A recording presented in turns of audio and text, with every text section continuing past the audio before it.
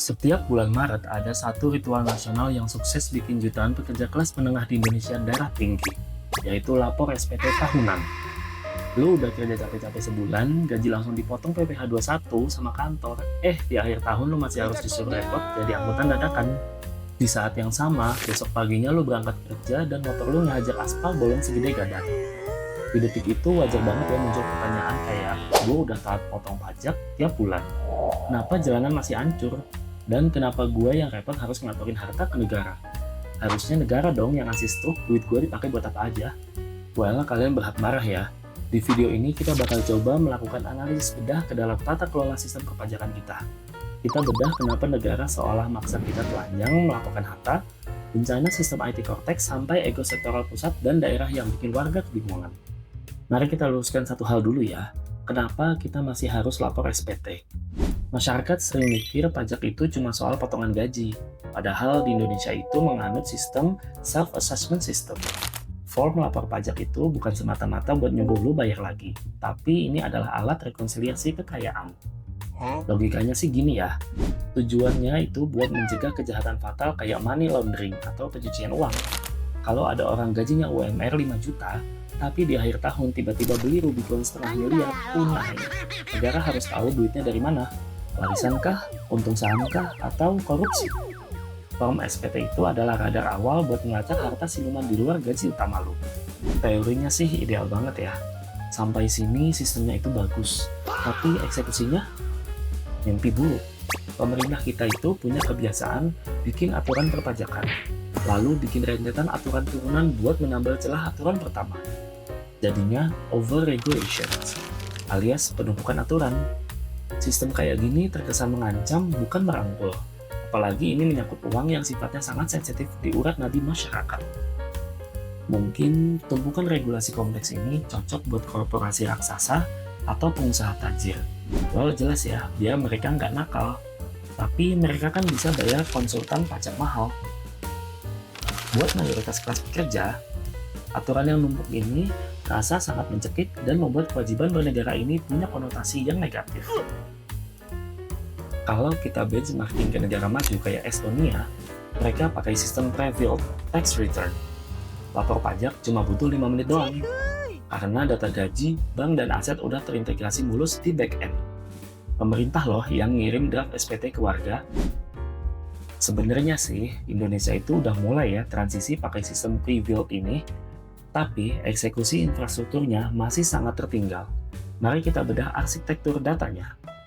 Di Estonia, negara dengan sistem pemerintahan digital terbaik di dunia, laporan pajak itu rata-rata cuma 3-5 menit doang, dan 98% warganya lapor secara online. Rahasianya ada di X-Road, jalan tol data terenkripsi di mana database bank, rumah sakit, petanahan, dan kantor pajak saling berkomunikasi secara real-time. Panjang tahun, perusahaan dan bank langsung setor data penghasilan lu ke otoritas. Masuk ke pertengahan Februari, draft SPT itu 100% sudah terisi penuh. Lo tinggal login aja, pakai digital ID, cek rinciannya, dan kalau udah pas, cukup tekan satu tombol confirm. Selesai dalam hitungan detik. Kalau ada refund kelebihan bayar, cair dalam 5 hari kerja. Tapi keunggulan Estonia itu bukan cuma soal kecepatan doang, melainkan akuntabilitas kebijakan lewat digitalisasi yang radikal banget. Banyak dari kita yang skeptis nih, buat apa bayar pajak coba kalau ujung-ujungnya dikorupsi? Well, Estonia menjawab semua ini dengan teknologi. Di sana, sistem digitalnya itu dibuat transparan, sehingga setiap pergerakan uang negara bisa dilacak jejak digitalnya. Mereka berhasil keluar dari jeratan korupsi hanya dalam 20 tahun doang, karena mereka menghilangkan celah manusia dalam birokrasi. Logikanya sih sederhana ya, semakin sedikit interaksi tatap muka dengan pejabat, semakin transparan juga datanya, semakin sempit juga ruang untuk pungli dan korupsi. Jadi, digitalisasi itu bukan cuma biar keren atau cepet doang, tapi untuk memastikan setiap rupiah pajak lu masuk ke kas negara, bukan ke kantong oknum, serta penggunaannya juga secara terbuka dapat dilihat oleh masyarakat. Sekarang, bandingkan dengan sistem Cortex kita. Datanya sih masih terfragmentasi ya. Sistem pajak belum nyambung mulus sama BPN atau Samsat. Alhasil, niatnya pre-built, tapi wujudnya malah ngasih PR dadakan ke warga buat proteksi bug data negara. Ini sih namanya disuruh kerja bakti administrasi ya. Ditambah realita di lapangan, Cortex malah jadi bahan amukan nasional. Server down, loading masuk menu puluhan detik, data tarikan yang ngaco, sampai UI UX-nya yang sama sekali nggak user friendly. Niatnya sih pre-built ya, bagus banget, tapi praktiknya malah prevail. Masyarakat seolah dipaksa jadi beta tester gratisan buat sistem IT yang belum matang. Bukannya dilayani, warga malah disuruh kerja rodi ngebenerin bug negara. Terus balik lagi nih soal aspal bolong tadi. Kita sering banget ya dengar, jalanan bolong itu urusannya Pemda, pakai pajak daerah, bukan pajak pusat dari DJP. Sebagai masyarakat, dan juga kalau lo paham soal anggaran nih ya, argumen tadi tuh kayak cuci tangan dan cacat logika. Kenapa? Karena potensi PAD atau pendapatan asli daerah di Indonesia itu timpang parah. Pemda super kaya kayak Jakarta atau Surabaya emang punya PAD triliunan dari pajak motor, restoran, dan juga hiburan. Tapi gimana dengan Pemda yang sangat kecil? PAD mereka hidup segan mati tak mau. Satu-satunya cara mereka benerin jalan adalah nunggu dana transfer ke daerah atau TKD yang sifatnya dari pusat. Dan tebak duit TKD itu dari mana? Dari PPH dan juga PPN yang lo bayar tiap bulan. Pusat dan daerah itu harusnya saling terikat. Permasalahan yang sudah menyangkut masyarakat harus ditangani dengan bersama dan juga sinergis. By the way nih, topik tadi tuh udah nyangkut ke materi keseimbangan fiskal pusat dan daerah. Kalau kalian tertarik, gue bisa bahas juga materi tadi. Tulis di komen bawah ya. Nah, pertanyaan gongnya nih. Apakah pemerintah Indonesia nggak pernah lapor balik soal uang kita? Well, sebenarnya lapor ya. Tiap tahun negara itu merilis laporan keuangan pemerintah pusat dan juga laporan keuangan pemerintah daerah. Semuanya diaudit ketat sama BPK sampai dapat opini. Tapi disinilah letak kegagalan komunikasi paling fatal ya. Rakyat umum tuh cuma nanya, duit gue kemana sih? Tapi malah dikasih dokumen PDF setebal ribuan halaman penuh tabel neraca dan istilah dewa akuntansi kayak silpa atau realisasi belanja modal. Dokumen ini tuh dirancang murni buat dibaca oleh auditor, politisi, atau mungkin investor. Bukan buat abang ojol atau pekerja kantoran biasa kayak kita. Opini WTP itu cuma bahasa akuntansi doang ya, yang berarti pembukuannya udah balance dan sesuai standar. WTP bukan jaminan kalau aspal di kota lu kualitasnya nomor 1.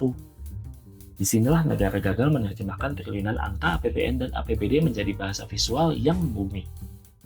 Pajak adalah iuran peradaban. Well, kita sepakat. Tapi kita juga butuh nih reformasi tata kelola.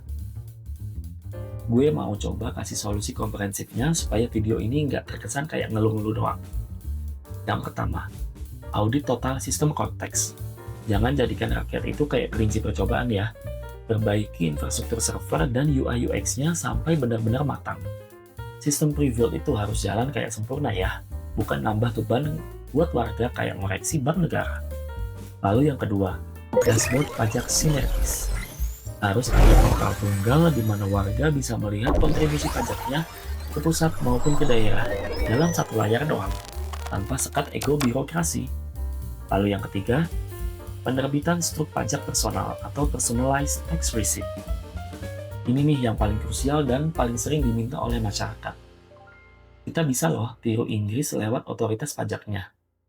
Atau Australia yang mengirimkan annual tax summary-nya. Lu bayangin, setelah lapor pajak, lu dapat email struk rincian. Terima kasih dari total 10 juta rupiah pajak Anda.